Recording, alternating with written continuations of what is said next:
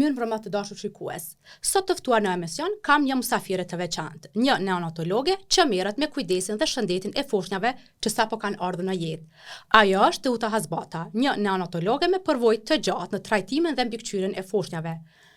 Neonatologjia është një fushë shumë e rëndësishme që merret me trajtimin e foshnjave, dhe sot do të flasim për sfidat, risitë dhe ato që çdo prind duhet të di për kujdesin neonatal.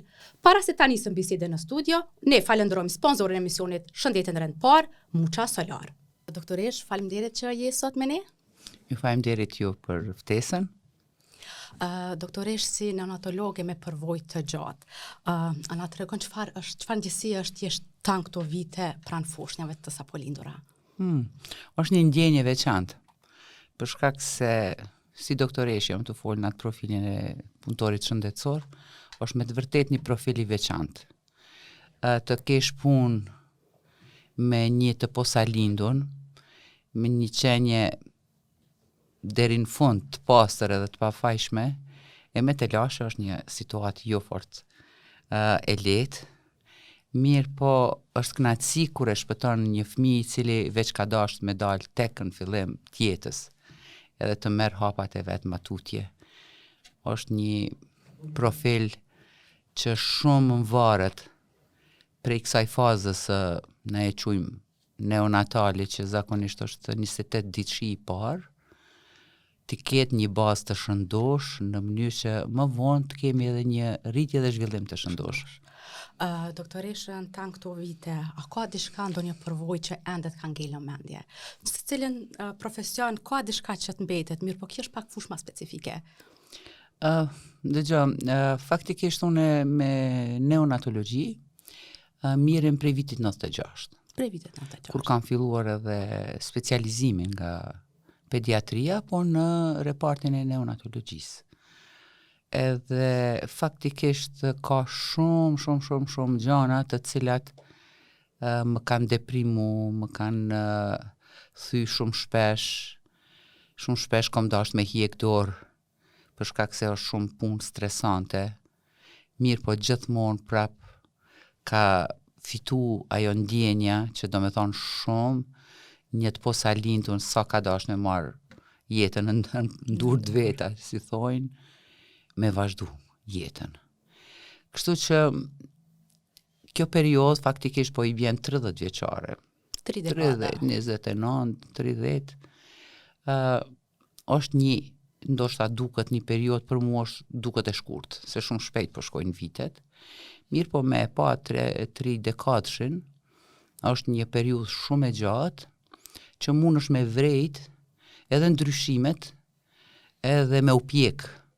Ne si profesionist, po me upjek edhe vetë institucionet shtetënore. Për shkak se këtë po e ceki se duhet me e ditë që para luftës, faktikisht Prishtina, Kosova në përgjithësi, institucionet shëndetësore kanë qenë nivelit sekondar.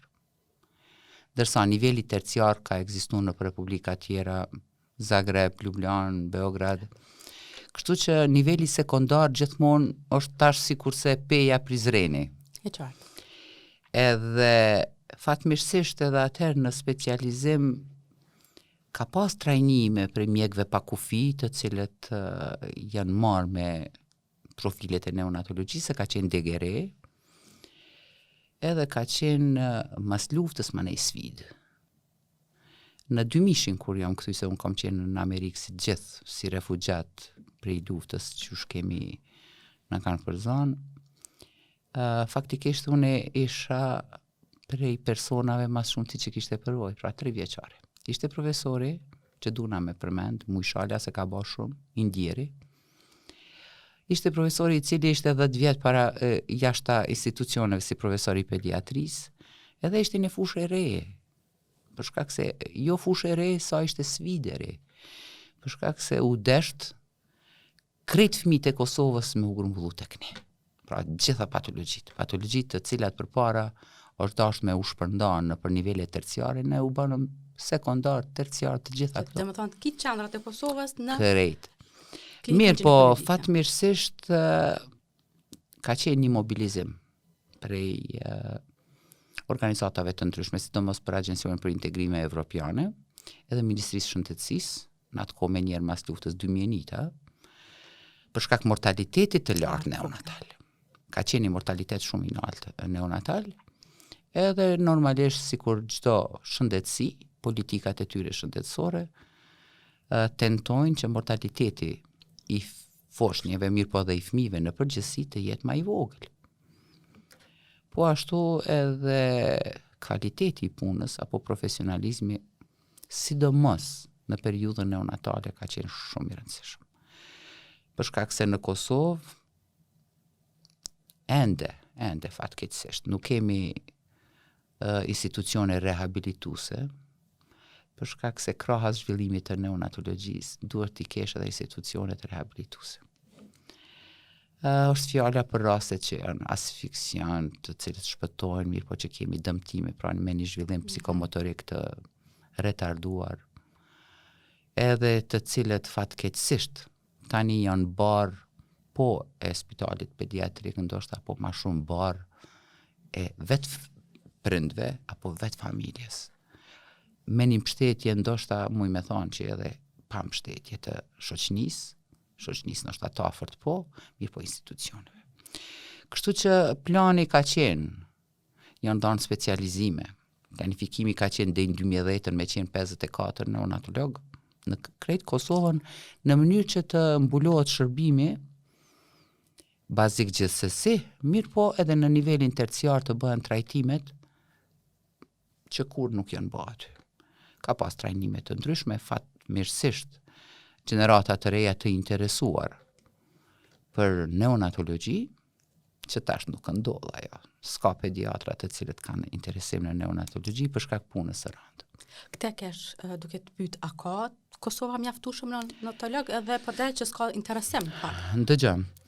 Këtu është një gap shumë i madh, të cilën e kemi adresuar na shumë herët. Ka adresuar edhe oda e mjekëve, kemi adresuar na vetë si profil, për shkak se mosha mesatare, hiç pa hezitim, për shkak se kombo statistika është 52-3 vjeçare.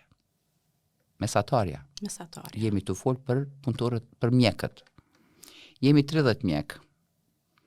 Më i riu është 40 e sa vjeçar. Një mjek të bëhet neonatolog duhet 5 vjetë. Pra mas fakultetit mjekësisë, 5 vjetë specializim. Mas atij specializimit normalisht që duhet një përvojë. Mbas 10 vjetëve tash, për shembull jemi 2025, 2035, tu e marr parasysh që edhe çdo vjet ka me pas rramje të numrit për shkak pensionimit të mjekëve, do t'i kemi gjysmën e tyre. A gjysma që mbetet do të jetë 50-60 vjeçare.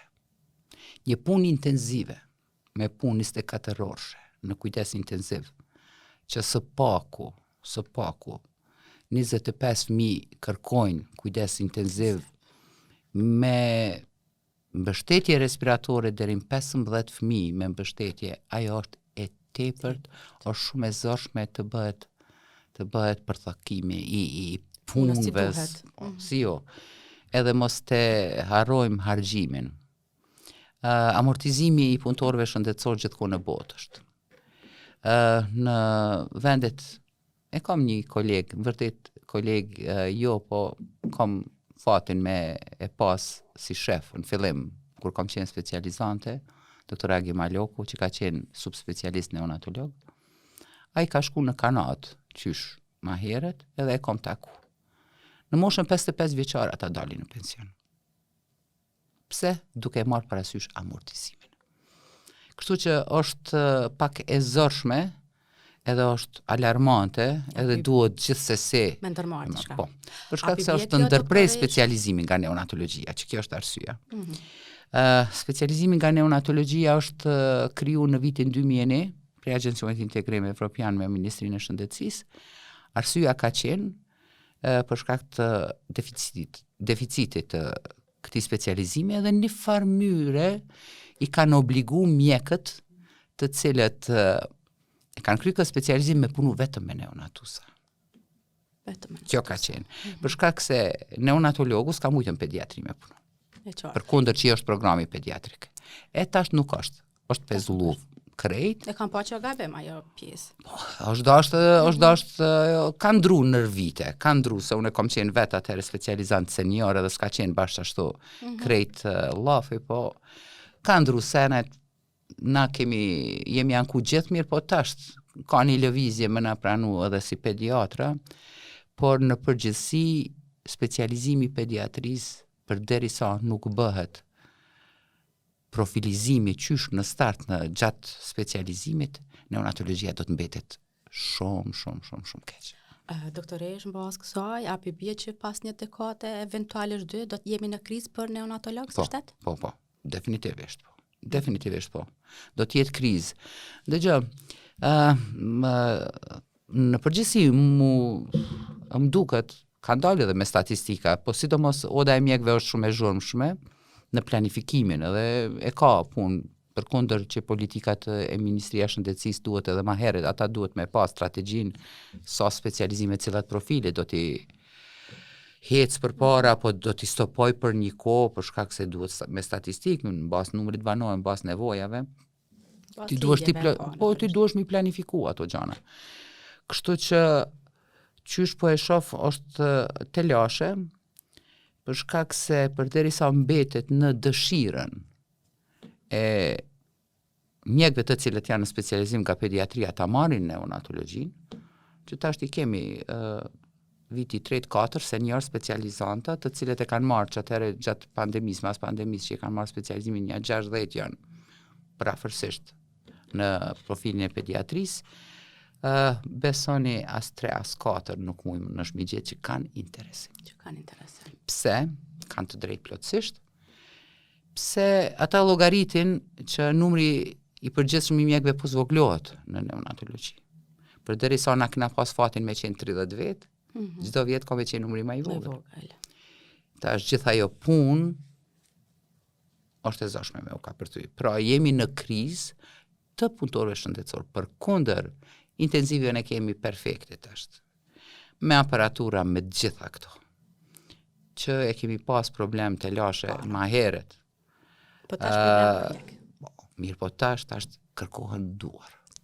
Qoftë infermiereve, edhe infermieret njëjtë e kemi situatën, është plak stafi. Duhet me u përtri gjithkohë në botë përtrijet. Tek ne është pak të lashe. Po i bie që në këtë drejtim Ministria e Shëndetësisë duhet politika urgjente, Kemi kërku vazhdimisht, gjithmonë kemi qenë zëshëm. Çdo drejtor i klinikës së neonatologji, pavarësisht kush ka qenë, gjithmonë kanë qenë të zëshëm në krimin e kuadrave të reja, në kërkesa, po ashtu edhe në trajnime të vazhdueshme. Për shkak se trajnimet duhet me qenë të vazhdueshme. Çdo profil i ka ato, se duhet mu update-ra, duhet ka gjana të reja, ka edhe sidomos me aparatura të reja me sistem 3, ti edhe faktikisht protokollet edhe guideline-at gjithmonë bëhet edhe një update çdo 4-5 vjet. Gjithë kanë qenë të zëshëm, pra kemi organizime të tilla. Kemi organizime qoftë edhe prej anës të odës mjekëve, po edhe projekte tjera, Dartmouthi është AMC-a që është një kohë gjatë që na mbështet si neonatologji menjere prej mas luftës në gjithçka. Po ashtu edhe është projekt Hopi, që 2 vjet ashtu më bën trajnime. Po unë mendoj që tash kemi nevojë shumë për njerëz. Për njerëzit. Doktoresh, po dua pak të ndalem te përvoja juaj e gjatë me fëmijë. Tan këto vite, cilat kanë qenë ato në shtat të quaj mite ose ato keq kuptime që i keni vrejtë prindërit gjatë kujdesit për fëmijën e vet gjatë muajit të parë. Po supozoj shembull, kam përshtypjen që ne i pështjellëm më shumë fëmijët ose i ruaj më shumë nga të ftoftit. Çka ju ka rastis këto vite që e keni vrejtë që përsëriten ku pas kohe? Dëgjoj, ajo është përkujdesja, është fakt që është shumë e rëndësishme dhe besoni ka shumë emisione që i bëhen, qoftë prej fillimit gjithënjës. Qumshtit gjinit, i cili herë bjen, jam të folë me frekuencë, sa japin gji që është gjithmonë problem. Qoftë në pikpamje të për kujdesjes e gjitha këto. E përmenet, une muj me thonë me njerës pari, lamja e foshnjës. Lamja. Për para kanë qenë ato qëndrimet me njere mas lindjes të lahat. Me njere, qoftë me njere mas lindjes. Mirë po ato janë largu në ndërkohë. janë largu për shkak se vjet drejt e ftofja e fote, ka shumë arsye. Mos largimi i asaj yndyrës që është mbrojtëse verniksit ne i themi, është një mbështjellës i përkryer për lëkurën e bebës, qoftë që e mbron prej humbjes së temperaturës, po edhe e mbron prej infeksioneve të ndryshme të lëkurës. Mirë, po besoni fatkeqësisht kemi ende raste. Matralla,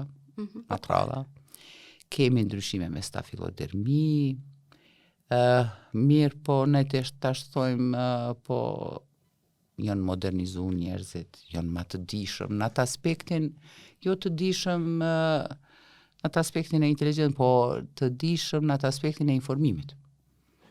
Mirë, po ndonjëherë, informimi i tepërt, marrja e informatave të shumta, një person i cili nuk ka ndoj në atë fushë ndoj lidhje, kështu po menoj profesionale, mund të vije deri te hutimi apo konfuziteti, edhe mund me bëu gabime. Për shembull këta, sidomos që qëndrojnë mirë materialisht, faktikisht dojnë më të mirën të mundshme për foshnjët. Përdorimi i kemikaljeve quaj edhe une dezodoransat, parfemat, në ajër ato aromatizus, mandej përdorimi i këtyne lagështuese me aromatizus, përdorimi i zbuzva të ndryshëm, detergjenteve, krejto, të gjitha këto bien për shkak se edhe bota e ka provu këtë. Na kemi një fat në krejtë, veç duhet me i hapë sytë mirë edhe vesh edhe me ndëgjum. Na jemi një halkë mbrapa për të gjithë. Gjana të cilat na tash po i provojmë, bota e ka provu para ndoshta gjysmë shekulli ta quaj, ndoshta është e tepërt, po 30-40 vjet. Kështu që i kemi gjanat gati, për shkak se deshta me thonë që janë kthy ka natyra. Janë largu sterilizimet e lodrave, janë largu përveç lamjes me një detergjent të butë, thamja jo në për makina, po thamja mrenda në ose në ajrë, tash të ajrë është i ndotën, duhet me pas kujdes, një hekurosje, jo robat e reja, jo robat me sintetikë, robat pamukta, të gjitha këto ndikojnë shumë që e kom pa, mandej është edhe kjo lidhja që e përmende, lidhja e ngushtë, apo lidhja vekrin, e thojmë si buk. Ajo është e gabushme, vendosja në beshik. Ajo mundet me ardhur deri te disa deformitete ma vonë të kukave. Dikush e thot, po na gjithë qashtu jemi rrit. Dëgjoj, mirë është veshja e lirë, po pa marrë parasysh. Foshnja duhet prap me u afru. Jo me u lidh, po me u afru. Afrimi i foshnjës është një gjë shumë e rëndësishme për shkak se veç paramendoni një posalindur ka dalë për një mitre që e ka pas një mbështjellësat, kufizum, vetë pozita e fetusit edhe i posalindur një edeni vetë që s'munësh me drejtu se ka pozita fiziologjike ashtu të mbledhon apo fleksive na që i thojmë, ti po e len krejt haptas pa e afru. Për me njere, gjdo lëvizje, gjdo ndrimi ambjenti, senzorat i kanë shumë të fort, posalindurit na menojmë që s'din kur gjë, ata janë perfekt. Në gjdo lëvizje, qofte edhe një rrymim të ajrit e vrejnë, ose një zhumë krejt të vogël e vrejnë. Kështu që, pra, kemi shku në mes, qashtu. Për këtë arsye, po them që edukimi është shumë i rëndësishëm. S'muj me thonë që kemi bo maksimumin, na si punëtor shëndetësor, se kemi bo maksimumin. Duhet institucionet shumë është dasht me punu, në patronazh, në vetëdisim.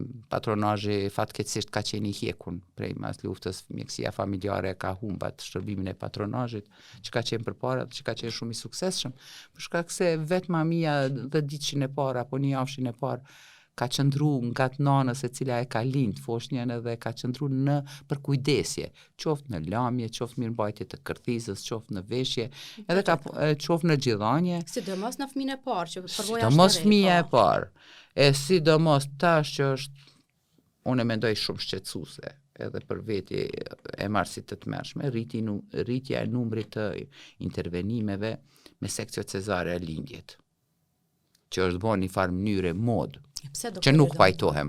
Pse po ndodhi kjo? Pse nuk e di.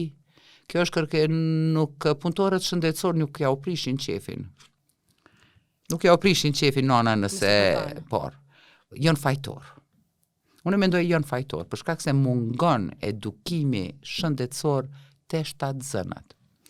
Edukimi shëndetësor duhet qysh në fillim shtatzanisë. Duhet me përcjell gjendjen, se ndodhin ka situata kur duhet. Nuk rruga normale, janë ato konstitucioni, janë disa gjana, fryti i madh apo diçka që janë indikacione absolute për intervenim. Mirë po, shumica unë mendoj një numër i madh, një përqindje e madhe e këtyne intervenimeve bëhen pa nevojë edhe me kërkesën e nanës e cila thjesht nuk është e bindur, nuk e ka bind dikush të mirat e rrugës normale të lindjes. Qoftë për te, qoftë edhe për foshnjën. Si jo. Kështu që ajo është shqetësuese. Është lodhja, është përdorimi mandej dështimi shumë shpesh i gjithonjes, se një nanë e lodhon qëndrimi më i vogël, më i shkurtër në spital, jetesa ndamas besa. Shumë tritash i kanë marrë fatmirësisht, janë në kamp të veta, po tërhiqja e neve të vjetërve, po flas tash si nanë për shkak se metoda të reja, këta të vjetit, thot, na mënyrën tonë që shtu e kemi bo, po tash ju boni që adojnë se na nuk dim mos pajtimet. Jo mos pajtimet, po tërhiqja prej këshillave vetëm nëse i kërkoni. Të gjitha këto po ndikojnë në mirëqenjen e neonatusit. Pse? Edhe një gjë që nuk pajtohem, është një jetë dinamike, është fakt që është një jetë dinamike. Por një dalje e një nane e cila ka lind mas një javë apo 2 javë në për kafeteri, në për dalje, unë e mendoj që është e gabueshme. E gabueshme. Është shumë e gabueshme. Ekspozimi i të posalindunit në ambiente ku mundësia për infektime apo virale, që tash i kemi gjithmonë, s'ka më tash sezon e gripit, ka verë e dimën. Kështu që duhet me kuptu nanat që kur bësh është pak më ndryshe, është një përgjegjësi edhe i posalinu e gjithmonë është i pafajshëm. Pra është në duart tua. Kështu që unë mendoj që kur nuk është mjaftueshëm këto emisione, si kur ju, këto tema në vërtet, me i bisedu, me folë sa ma shumë, po edhe na punëtor shëndetësor gjatë, sidomos ginekolog të obstetër. Unë ma heret kam qenë e angazhume, fatmirësisht ka qenë mbashën ICK, ka qenë, tash s'po më kujtohet emri asaj, ka qenë një aktivitet që e mori, tentoj po mas një kohë si duke, s'pat interesim. Për nanat, kom ligjeru, a ke qenë? Po më vjen mirë se unë e pas në haru dhe ajo vajza si e ka pas emnin. As më nuk më kujtohet organizatora, mirë po, kemi qenë na 2 nga telegrafi, se kemi qenë në muajin e 9 shtatzanis. Po më vjen mirë. Shtetin ose në 9 aty dhe ka pas ligjerata nga jo. Edhe nga një psikologe ka qenë. Edhe një psikologe, ashtu. Ajo, unë mendoj që ka qenë shumë e vlefshme. Po natyrisht është një përgatitje. Është ajo, po bile ka qenë shtatzane, ajo, cila është ajo gazetarja, ajo e gjata. Nuk e mbajnë motra, ajo është një, e ka një emision në Spodia, e ka ndua gjena ku, ajo ka qenë fëmija i tret, i dytin vërtet, parën e ka majt edhe me qumshgjinin edhe me formul, dytin mas shtatzanis, ajo qash ka qenë kështu korekte, e ka majt njëjt, e ka rritë, se e ka përcjell të unë mandej. Kështu që unë mendoj që aktivitetet s'duhet të ndalen. Aktivitetet s'duhet të ndalen. Por, ndoshta ka ndrua dhe mënyra e jetesës, ndoshta ka me u dasht edhe një 10 vjet tjera për me u... Vetis. Po, me razilja, si kur në Evropë që ka razilja e kthehemi ka natyra. Kthehemi ka natyralja. Largimi gjitha këtyne kemikalive, gjitha këto edhe besoj që s'mundesh ndoshta me i ndal, po me i zbut mundesh. Doktoresh, në ato ditë e para, kur dalim nga spitali me foshnjën, kryesisht na japin një fletore me dhëna të Fletore, fëmijës. Po më intereson shumë persona, dhe më thonë, kanë shprej interesim me ditë për testin, që është testi Apgara, po si quhet ajo. Çka nën kupton ai test, edhe sa është i rëndësishëm pastaj që me pas një pasqyrë të përgjithshme të gjendjes së foshnjës. Apgar skori është faktikisht është një vlerësim, me njerë mas lindjes, vlerësim i Virginia Apgar e ka zbulu mas pari, është i rëndësishëm për ciljen e mëtejme të disa të lash, sidomos të asfiksionet, na i quajmë asfiksionet. Pra është një vlerësim, një notim, në minutën e parë, në minutën e 5. Minutën e parë dhe të 5. Parën edhe të 5-ën. Edhe është e 10-ta, varësisht prej situatës. Një foshnjë asfiktike, pra një lindje e vështirë, një foshnjë që ka pas nevojë për ringjallje ndihmën tonë, qoftë me ventilim, pra s'ka marrë frymë vetë, ose edhe ka vujt brenda barkut nanës, ata e ka notën e ulët që na duhet me intervenu. Kjo është me rëndësi, për shkak se nëse në minutën e 5 nuk bëhet intervenimi, nëse një foshnjë e tillë, një proces i lindjes i tillë i vështirë, ka ndodhur për shembull në shtëpi të shëndetit apo në mos t'i flas spitalet se ka të trajnuar, apo në shtëpi ndodh, mjafton 3 minutë, 5 minutë i parë, nëse nuk ka reanimim adekuat apo mbështetje nga punëtori i specializuar i atij profili, ne presim të lashet mëdha. Qoftë edhe rrezikimin e jetës.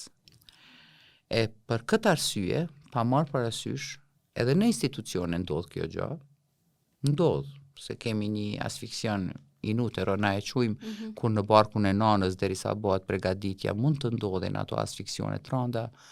Ky notim është i rëndësishëm për cilje, follow-up, mandate, mëtejshëm i cili fëmija asfiktik duhet me u përcjell deri në moshën 18 vjeçare. Jo është follow-up i programi, do shta edhe më heret nëse mbijeton. Për shkak të komplikimeve të asaj gjendje të hipoksisë. Hipoksi do me thonë mos oksigjenimi adekuat. Doktoresh, aktualisht a kemi të lartë vdekshmërinë e foshnjave? Vdekshmëria ka ra vdekshmëria. Por, me ramjen e vdekshmërisë apo mortalitetit rritet morbiditeti. Morbiditeti është shkalla e sëmundjeve të ndryshme. Gjithkohë në botë është kjo. Zhvillimi i neonatologjisë duhet krahas, si ju thash, me institucionet rehabilituese edhe neurologjin pediatrike sidomos. Mirë po jo dhe këto profile tjera, është pulmologjia. Pse po e them këte? Se kur ka qenë mortaliteti i lartë, është bo një seleksionim natyral. Një qartë. Një i premator, i parakoshëm, i papjekun, s'ka mujt me mbjetu.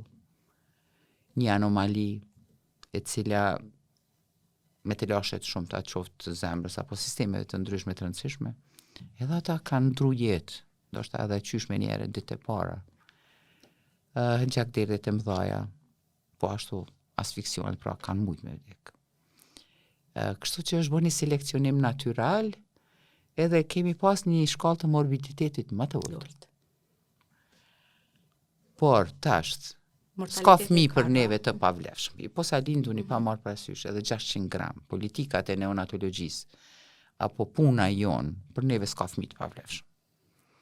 Nuk kemi, ka vende të cilët e bëjnë një farë kufizimi të javëve gestative. Javët gestative është pjekuria, apo mujt.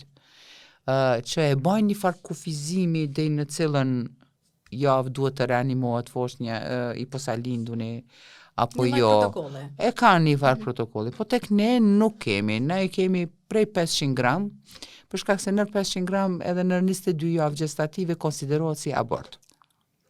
Abort, nër 22 javë, çka është mbi 22. pa marrë parasysh çfarë situate, çfarë gjendje ne i mbështesim. Qoftë edhe deri në ventilim mekanik, pra me kujdes intenziv komplet. Ndodh që shpëtojnë, kemi me 23 javë, me 500 e diçka 600 gram, por komplikimet janë. Për këtë arsye, duhet me qenë shumë të kujdesshëm, sidomos në informimin e prindve. Ne mundohemi sa ma shumë, për shkak se s'ka fëmijë që është i padëshirueshëm. Natyrisht. Edhe mundohemi se në ato situata gjithmonë një nanë që është lehon, po edhe prindi, Janë më të ndihshëm, nuk dojnë me pranu, nuk e kuptojnë, kështu që ne duhet shumë e qenë të kujdesshëm edhe mundohemi të jemi sa më të afërt me prindin, po ashtu dhe me broshura, ne kemi kriju vetë një formë për prematuritet që gjithmonë çdo për prindve të foshnjës premature ne japim edhe mundohemi të mja u spjegu. Për shkak se shpresa, edhe shpresa gjithmonë ka. Kërkon s'ki 100%, a ki 100%, në mjekësi s'ka 100%. Sidomos në prognozat e këtyne smujeve, qofshin edhe 99%, unë nuk muj me ditë çajo foshnja ai takon 1%. Pse? Varet shumë prej shumë gjanave, prej konstitucionit vetë foshnjës, shoqënimit të problemeve tjera. Kështu që unë nuk muj me ditë në atë 1% e mira po qëllon ajo foshnje. Po gjithkohën edhe në përbot mundën ndoshta me qenë pak ma të, dikush thot ma të vrasht, neonatologu i duket ma vrasht kur i tregon prognozën apo diçka. Unë mendoj që duhet më ballafaqu me realitetin.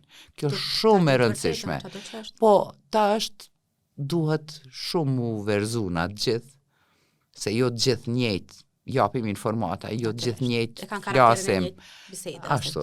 Duhet me gjetë mënyrën më të mirë të mundshme dhe më të akceptueshme varësisht prej vetë prindit. Se duhesh me qenë niveleve të ndryshme. Nuk janë të gjithë njerëzit njëjtit nivel. Dikush e kupton më ndryshe, dikush e kupton. Kështu që është një gjë shumë e rëndësishme për këtë punë në mënyrë që se shoqënia duhet me punu shumë. Shoqënia ju po e shihni fatmirësisht. Një sindrom Down që është një fëmijë i mrekullueshëm, sindroma Down kemi shumë, është rrit numri. Është fakt. Mirë, po shoqënia ka mbështet.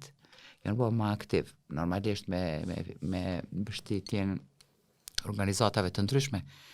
Po na vetë duhet mu vedisu që duhet me intimu, mos me qenë ashtu edhe të vjen edhe vetë prindi, përpara ka qenë edhe vetë prindi ndoshta i turprum, jo që se ka dasht mine vetë. Po për shkak të rrethit, ka hezitu me qitë në shoqni atë fëmijë, po duhet shumë shteti me punu. Shumë duhet me punu edhe vetë shoqnia. Doktorisht, flasim edhe pak për ikterin të posa lindurit, kryesisht është diçka që i shqetëson prindërit në fillim, ç'është kjo? Po, i shqetëson e si shqetëson, se përpara është folë edhe alo, fatkeqësisht po i kemi që ato do situata kur fëmija i zverdhun e merr edhe qet mindilin e verdh në fytyrë se ja hiek mindili. Alo ka. Për çudia. Mirë po. Verza është një gjë shumë e rëndësishme. Varësisht, verza është fiziologjike, ta quajmë, nëse fillon në ditën e 2-3, procesi fiziologjik i fillimit të verzës ndodh në ditën e 2-3. Këtu kemi të bëjmë me një verzë fiziologjike për shkak të shkatërimit të eritrociteve, ato bilirubinat liron edhe i japin në ngjyrën e verdhë. Por bilirubini ka shumë efekt në qelizat trunore. Duke nisur prej përgjumjes edhe deri te dëmtimet e qelizave. Për atë arsye, fatmirësisht punohet mjaft, edhe i kemi të gjitha mjetet që i identifikojmë për shkak se është një fat që çdo prind frigohet kur e sheh shumë të zverdhun. Frigohet nga ngjyra, edhe vinë me njerë në kohë. Mirë, por ne duhet me qenë të kujdesshëm edhe jemi të kujdesshëm në përgjithësi, fillimi i mirë i të ushqyrit, përpunimi me pa grupet e gjakut. A kemi ndoj inkompatibili, për shkak se përpara kemi pas ndoshta telashe për caktimin e grupit gjakut gjysma. Ndoshta 80% nuk kanë as grupit gjakut mas lindjes, përveç ata që kanë qenë zverdhun. Tentojmë pra është rrit ajo edhe përcjellja nga ana obstetrëve, identifikimi i nanave që janë me grup me RHD negativ, të cilat kanë tendencë në shkatrimin e eritrociteve në numër më të madh tek foshnjët të cilat janë pozitive. Pra, kur kemi inkompatibili. Kështu që zakonisht duhet të kemi shumë kujdes në verdhën patologjike. Asnjë i posalindur nuk e ka verdhën fiziologjike para 3 ditëve. Para 3 ditëve. Ja. Mundet me fillu pakës konjunktivat mu zverdh, se verdha fillon prej fytyrës. Edhe përfundon mandej del prej fytyrës. Nëse vrehet që me njere 24 orëshin e parë, sidomos, apo ditën e dytë, ajo është një verdhë patologjike, e cila kërkon tretman të veçantë. Edhe terapeutik. Po, edhe terapeutik. Po ashtu edhe diagnostik. Për shkak se është një simptom e shumë smundjeve të cilat janë edhe të linduna, të cilat në nxjerrin telashe, pra në dëmtimet e qelizave trunore, në përgjumjen e foshnjës, mirë, po e kemi edhe mëlçin. Edhe mëlçinën pyetje, për shkak se ne aty e vrejmë a kemi ndonjë problem të lindur. Nëse kemi një problem të lindur, ajo është veç një kujdes special. Në përgjithësi fototerapia mirët si bazë, fototerapia është një, ta quajmë foto, janë rreze, të cilat dallojnë prej diellit, se kemi edhe në atë stigmën që të në rrezet diellit. Nuk e thojnë veç prindrit, po kanë thonë edhe punëtorë shëndetësor, që nuk është e vërtet. Domethënë, nëse është ajo është vizuele. Ajo është vizuele, mundet vizualisht, por në serum ka niveli i bilirubinit është e cila ka nevojë për trajtim. Kështu që fototerapia është zgjedhja e parë, të cilën ne posedojmë, tash nuk e kemi telashe përpara, ndoshta kemi pas pak telashe numri i fototerapive, tash kemi mjaftueshëm. Edhe po them për fat mirë nuk kemi më ato telashet e prindërve që s'janë lajmëruar apo janë lajmëruar, me njerë e lajmëruan, është vizita e parë ditën e tretë, që është obligative, fatmirësisht i përmbahen, edhe ne e vrejmë aty, është i zërë, bëhet mbatja, zakonisht e kemi me bilirubinometrin kutan, që nuk është i dhemshëm, mund ta dim vlerën, a do t'jetë për ushqyrje më të mirë, se aty mandej vjen në konsiderat pesha, krejtu, kështu që krejt këto hinë edhe vrehen nëse prindërit i përmbahen vizitave të para, qoftë edhe nëse kanë shku në shpenë ditën e dytë ose mas 24 orëve, ti përmbahen protokollit, vizita e parë të bëhet brenda javës të parë, mandej në javën e dytë gjithsesi, varësisht tash prej situatës, mirë po të mjekët adekuat. Se ka mjaftueshëm neonatolog që mirën me neonatologji, po ashtu dhe këshillimoret në shtëpinë e shëndetit janë veç që mirën me këto gjana. Kështu që verza është me të vërtet një situatë që e përmendet, mirë që e përmendet, mund kujtohet drejt me ju thonë, s'muj pa e përmend këtë gjë, kur kam qenë specializante, për shkak se ndoshta e kam provu edhe në lëkurën time, unë jam RHD negative. Edhe 2 fëmijët janë RHD pozitiv. Edhe të dytë kanë qenë të zverdhur. Po, të dytë është me rëndësi fëmija i parë, kur lind, mund me qenë ma i zverdhun, po mund me pas telashe. Ka qenë fototerapi. Po nana, RH negative, duhet me u pregadit, edhe merë rogam ampulla, janë ato antitrupa që duhet me marrë dhe për cilë antitrupa, për shtatzanin e dytë, për shkak se e mbyt fëmijën. A ka ma azor se nana me e mbyt. Edhe ka qenë një situatë kur s'ka pas rogam mjaftueshëm. Janë mbartë në të zezën në mënyrë jo adekuate, për shkak se i lypa i ka do specifikacione, temperatura, bartja me termos, kur ka vlu situata e verzave dhe inkompatibilive që është dashur me ndru gjakun. Mu më ka ndodhë një kujdestari ka 5 fëmijë me i pas me ndru gjakun. Kështu që fatmirësisht nuk e kemi ma atë situatë. Bëhet përcjellja e nanës erhade negative, edhe fatmirësisht po thom, edukimi po ekziston, po do gjendje janë kur e sheh me sy ato të frigojnë ma shumë. Por nuk është situatë që duhet me u frigu shumë, përveç nëse e kemi patologjike me telashe, po duhet me u përcjell. Doktoresh, me qenë se jemi ka fundi emisionit, po me gjitha dua t'i prek edhe 2 çështje. Dua t'i kushtoj vëmendje të veçantë çështjes së ushqimit me gji. E përmendet edhe më herët. Sa është e rëndësishme për një fillim të mbar të foshnjës ushqimi me gji, sidomos kulloshtra përmendet që është antibiotik natyror ose si Është shumë e rëndësishme. Shumë e rëndësishme. Njeriu kur është kriju, gjithanja është ashtu. Na e quajmë, po e thu kullortrën, e qenja njerëzore, varësisht prej kohës, po e përmendi këto për shkak se kemi një numër të shtuar të lindjeve premature. Përkundër që ka lind ma herët, një non e cila e ka lind foshnjen, fillon me pas qumsht. Pra natyra ka kriju, janë hormonet, edhe është qumsht adekuat për të foshnjen. Formulat shoqër që janë, se ndodhin situata, por qumshti i gjinit i ka... është i pazavencushëm.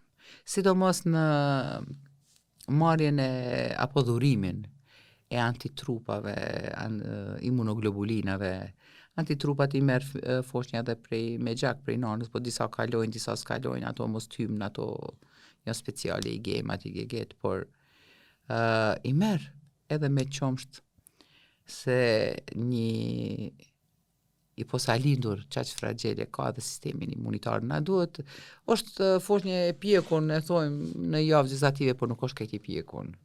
Pra, çdo sistem, mos të flasim për ato të parakoshëm, është ende fragil, nuk e ka marrë vetën. Kështu që qumshti i gjirit, jo që i ka të mirat ushqyse, nutritive, pra i ka medicinale, edhe i ka emocionale.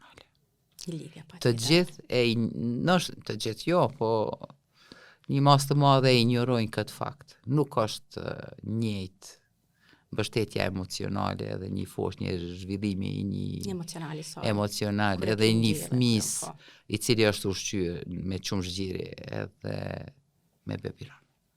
Është nështë ma i pavarur, po është lidhja emocionale, është mbrojtja. Asnjë fëmijë nuk ndalet nëse kur çan apo diçka frigohet, nëse se përqaf. Nëse si ofrosh. Kështu që unë mendoj punohet mjaft, po ndoshta e ka bë edhe vetën ky intensiteti, kjo dinamike punës, sidomos tani prej orës 8 apo deri në orën 4-5 edhe mundet mu majtë qumshti i gjinit për ato nana që punojnë që janë gjithanse, por për ato në fillim që po detyrohen me dalë, jo të gjitha, mirë po se dihet sa është pushimi i lindjes, po disa po detyrohen ndoshta me dalë me 3-4 muaj, 6 muaj, detyrohen, është pak ma problematike. Edhe pse ka mjete me rujtë. Bëhet mjelja e qumshtit gjirit, rujtja e qumshtit gjirit, mundesh në frigorifer, mundesh në të gjitha këto, për shkak se procesi i mëkimit i ka ato të vetat që thash mbështetjen emocionale gjitha. Por qumshti i gjinit nuk në kushte të caktume nuk i humb përbërësit. Nuk i humb vlerat. Në temperaturën e dhomës, për shembull, mundet me qëndru në shishe të xhamit 7-8 orë, pa kur fart të lashe. Një përzimje e lehtë, pa e ngrohtë, përveç nëse e mbar në temperaturë të trupit tënd, ajo është i gatshëm me u dhënë. Në frigorifer po ashtu. Ka edhe për ngrirje të thella. Kështu që kishte me qenë një porosi edhe nëse procesi i mëkimit apo i gjithanjes për shumë arsye se muj me pas arsye anatomike, të lashe tjera. Dhe është thonë, bile qumshtin e gjinit të arrujnë. Qumshtin. Për shkak se nëse nuk e merr çatë qumsh që prodhohet. Këto e kemi kjo është refleksive, është me tru i lidhën. Truni thot, po pse masi s'po nxirret qumshti, pse me prodhone? Natyrisht është. A është pak po bona banale, shumë e thjeshtë që me kuptu. Kështu që rekomandoj mjekët sa më shpesh të ushqehet, aq më shumë. Shumë normal, se me njerë kia të refleksin që po harxhohet, hajde të prodhojnë prap. Edhe me punu shumë në mbështetjen e lehonave, nanave të reja sidomos, po edhe të gjithave, që janë në një gjendje, s'është gjendje e njëjtë, ale hormonet punojnë, shqetësimet, friga, a ka me mujtë me... Natyrisht, mja dojnë banë. Ka shumë faktor që besoni janë faktor shumë të rëndësishëm që mundet me ardhë deri te ndërprerja e qumshtit të gjinit, stresi, friga, gjitha këto. Ton ditën pish sherbet apo java e ki. Se po din ajo është gabushëm, merr sheqerna, merr ato, shkon te mbi pesha, nuk janë ato. Duhet langje sa më shumë, pra ujë sa më shumë, supa, gjitha këto për një mirëqenie të mirë të nanës. E cilat ushqime duhet të evitohen doktoresh që të qartë këtë? Dëgjoj, duhet me u evitu të gjitha që kanë melmesa shumë, apo edhe i pengojnë se cilit për shembull që mujnë me shkaktu flatulencë të shtume, apo gasna ma shumë, qoftë tek ne për shembull fasulja, lakna, të gjitha këto munden me shkaktu gasna, po ashtu shkaktojnë edhe te foshnja. Kështu që çka është e rëndësishme, është e rëndësishme një rehati shpirtnore, një rehati mendore, një mbështetje prej rrethit, po ashtu edhe një ushqim i shëndetshëm, i thjesht po i shëndetshëm, sa më shumë langje, kjo. Doktorisht, të çështja e ushqimit, ushqyerjes me gji, sa shpesh preferohet? Unë personalisht i kam ushqyer edhe natën. Tash shpesh herë dëgjoj që jo nuk duhet natën. A duhet foshnja të ushqehet natën? Unë të dy fëmijët i kam ushqyer edhe natën. Po. Tash thonë që jo, dhe foshnja duhet të flasë sikur i rrituri natën. Megjithatë unë konsideroj që është shumë i vogël për me prit që një foshte 6 orë mos me ushqy. Nëse e merr të posalindun, e ki fjalën për për muajin e parë, po muajin e parë. Duhet të zgjohet nga gjumi. Duhet më mundu me zgju ka gjume, se dihet muaji i parë ata më shumë flajnë se sa që rrinë zgjut. Mandej janë situatat e caktume. Fëmia për shembull te verza, ata flajnë më shumë. Nëse ti nuk e ushqen, qoftë edhe me zor që thojnë, ai ka mos verdhë edhe më shumë, se mos ushqyeshmëria bie në peshë, janë çrregullime dehidrimet e ndryshme të cilat s'kisha pas qef fëmia uru kërkoj me pa ato raste për shkak se mujnë me ardhë deri te dëmtimet e trunit edhe deri rrezikimi i jetës humbje në peshë. Kështu që për caktimin e frekuencës të ushqyerjes ne duhet ta bëjmë. Jo i posadindoni. Në muajin e parë jam të folë, se mandej vetë ka me kriju ritmin, s'mundesh mja imponu. Nëse minimumi është 8 herë. Gjatë 24 orë. 24 orë, minimumi. Që po bie çdo 3 orë. Shkon edhe dendum çdo 3 orë gjithsesi. Çdo 2 orë mundet me shku në situata të caktume kur nuk zgjohet foshnja ose foshnja është dembele, ta quj dembele në atë drejtim se flanën gji. Ka shumë foshnje që ka disa karaktere të ndryshme. Dikush ngutet pim, edhe flan ndoshta edhe 3-4 orë. Po diku ato e quajmë si thithje aktive. Edhe thithje e shpesht, nga pak. Kjo është ma telashe. Mas pari për foshnjën, ajo vjen deri te shtimi në peshë. Nuk është që nuk vjen, po është shumë telashe për nanën dhe është lodhje e madhe. Edhe çka është me rëndësi, ai nuk rahatohet për shkak se mëkimi ka zgjat 5 minuta 10. Kështu që duhet me qenë një këshill për këto që është shumë një e rëndësishme. Nana gjithanse duhet me pas durim. Durim se ajo flan bebe më shumë. E dyta, kur mos e merr beben, pa u rahatu vetë. Pa pas duhesh pozicion. mu rahatu vetë, një pozit e cila të lejon ti me qenë nështë Komod. edhe 40 minuta komod me ndajt. Kur rahatohesh vetë, e pozicionon mirë, në mënyrë që jepi me qenë rehat. Për shkak se një lëvizje, një ndërprerje shumë det mundet me ndërpre edhe mandej nuk mundesh me e shtypur. Kështu që janë disa elemente duken shumë banale, po besoni që janë shumë të rëndësishme. Doktoresh, flasim për fund edhe për ngërçet e fëmijët. Pse shkaktohet dhe çfarë duhet të bëjnë nëna që t'ja letoj këtë proces sa më shumë foshnjës? A mund të bëj diçka? Po, ndëgja, këto kolikat i quajmë infantile apo gërçet e barkut, se në të barkut, se mos flasim për gërçe se kemi edhe gërçet ato. Adhe është si term që përdoret edhe ashtu mirë, po gërçet e barkut është një fazë e cila duhet të kaloj. Ajo është fiziologjike. Ajo është zhvillimi faktikisht i peristaltikës së zorëve, i zorëve, pra është evoluimi i sistemit gastrointestinal. Se disa foshnjë kanë doktoresh, disa nuk kanë. Ku dallon? Dallon se ato janë më të mëshme, nuk guten. Jo, ndëgjo, për këtë arsye. Jo, se personalisht. Të gjithë po, sado që ruhet në ushqim ose diçka, një foshnjë ka ngërçe të barkut e precizojmë, ndërka tjetra nuk ka. Me ditë çka e shkakton, pse jo. Unë kam ligjëru shumë për këto, edhe një farë mënyre, një farë specializimi kam për gërçe, plus eksperiencën me 2 fëmijët e mi që njëri mi ka qitë që s'kom ditë as vetë qa me bo, para sa vjetëve, tjetri ka qenë ma i qetë. Esenca qëndron në shumë elemente të cilat ndonjëherë ndoshta kur s'kena me mujt me i eliminu, s'mundesh këtë gjitha, po bëhen më të përballueshme, për foshnjën. Edhe na zguxojmë me, po e qes vetën si prind, zguxojmë me ranë provim para foshnjës, se shumë na sfidon, kjo situatë është shumë sfiduese. Është fakt që është dhimbje, se ndëgjoj, kanë thonë zbojmë lelet qanë rahatot, jo. Në këtë periudhë zbon.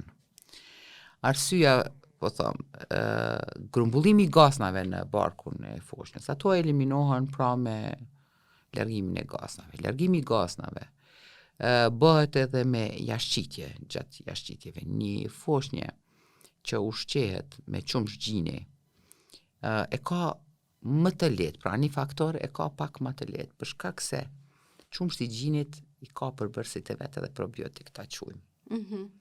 Një zorë që ushqehet me qumsh gjiri, pra një zorë që foshnja është ushqy me qumsh gjiri, po dal pak edhe ma larg, që ka lind me lindje normale, që është jo infektu, po është kriju flora bakteriale normale, për shkak të mikrobiobës. Tashti është mikrobioba është shumë aktuale, po gjithmonë u ditë. Na s'kena ditë mi thonë mikrobiob, po tashti po dihet pse ushqehet me qumsh gjini, lelet merr edhe me dorë se krijohet ajo flora bakteriale e cila e ndihmon. Pra, një florë bakteriale normale të një foshnje që ushqehet me qumsh gjiri, e cila i përmbahesh mënyrës së të ushqyerit, e mban pozitën e drejt mas ushqyerjes për shkak të goksimës, e një thithje e shpejtume, apo një thithje e vrodhshme, një të qajturit që thith ajr. Mandej të gjitha këto ndikojnë në rritjen apo shtimin e sasisë gasnave në zor, të cilat vjen deri te distensioni dhe janë dhimbt, ato janë dhimbt të forta. Kështu që për mos me izbut çato, çka ndihmon doktoresh? Duhet me ndihmon shumë. Ndihmon mënyra e jone të ushqyerit, pra që shre përmenën nëse i ki me qumsh gjiri, në kuptohet. Duhet kemi kujdes në pozicionimin e foshnjës.